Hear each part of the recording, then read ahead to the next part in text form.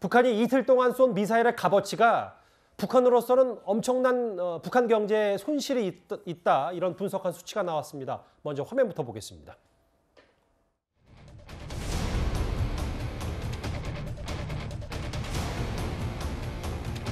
우리 인민들의 먹고 입고 쓰고 사는 문제로 그토록 근심 걱정이 많으신 사회주의 대가정의 자애로운 어버이.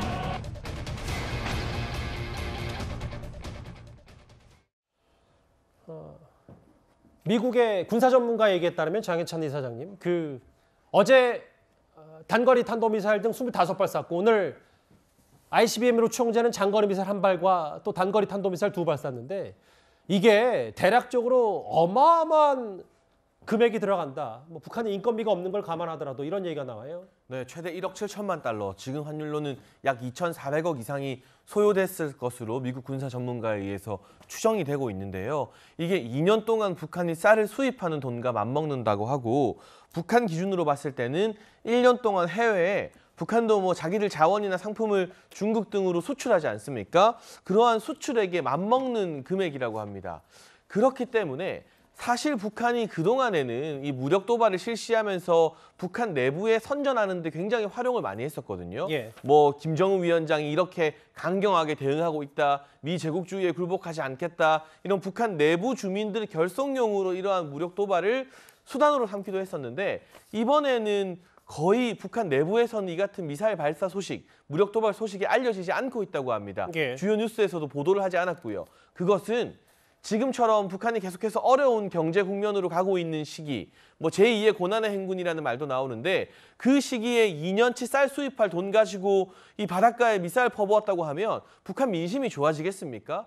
그런 부분을 지금 북한 당국 같은 경우도 아마 우려해서인지 이건 철저히 이 미국에게 보내는 메시지 또는 대한민국이나 국제사회에게 좀 관심을 가져달라고 하는 그런 메시지로 이 미사일이나 무력 도발을 사용했고 북한 내부에는 알리지 않은 것만 봐도 내부의 장악력이나 결속력이 예전만 못하다라고 추측을 해봐도 크게 무리하지는 않을 것 같습니다. 2년간 쌀 수입할 돈으로 이런 사실 뭐 이렇게 얘기하면 그렇게 좀 무차별적인 도발을 좀 북한도 하고 있는데 사실 최근에 북한 매체에서 원래는 뭐 쌀밥에 고깃국 배부르게 먹기 위한 게 북한 김정은 위원장, 김정일, 아버지 김정일의 뜻이다. 근데 요즘에는 뭐 인민이 스파게티 샴페인 먹도록 하겠다라고 하는데 이도원 의원님 이렇게 네. 돈을 많이 썼다라는 얘기는 결국은 지금 이 북한 당국이 이거에 모든 걸 걸었다. 그럼에도 일단 김정은 위원장은 계속 자명에 가까운 행보로 나중에 한꺼번에 또 노동신문에 보도를 하기도 하고요. 어떻게 좀 받아들이세요?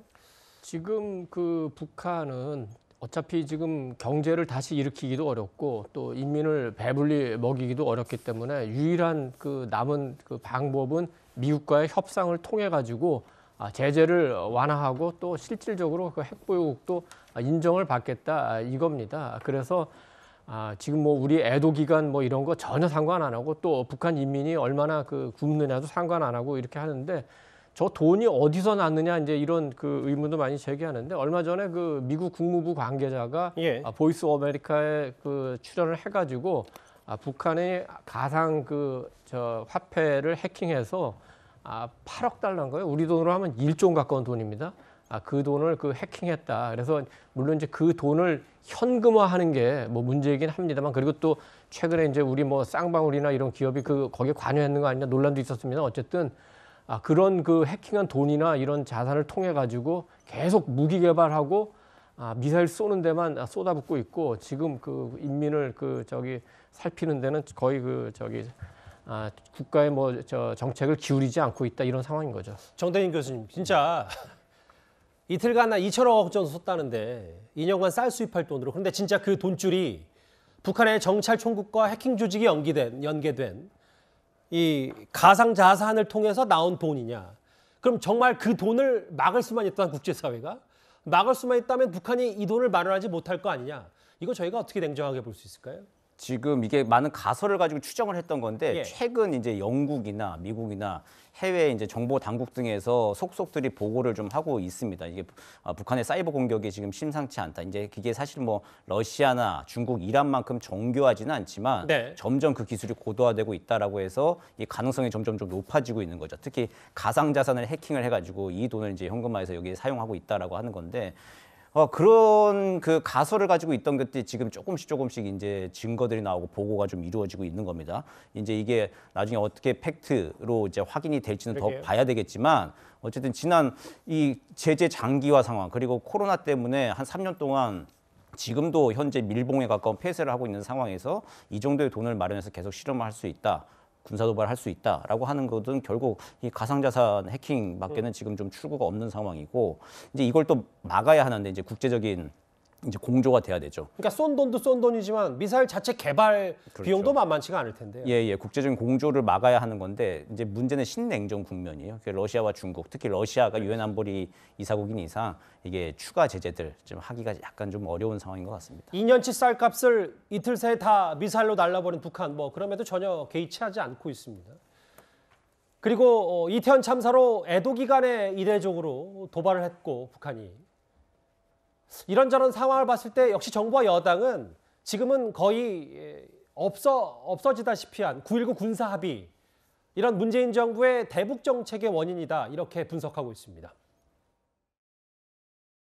조선 반도를 공고한 평화 안전지대로 만들며 평화 번영의 시대를 보다 앞당겨 오게 될 것입니다. 오늘 문재인 대통령과 내가 함께 서명한 9월 평양 공동선언에는 이 모든 소중한 합의와 약속들이 그대로 담겨져 있습니다.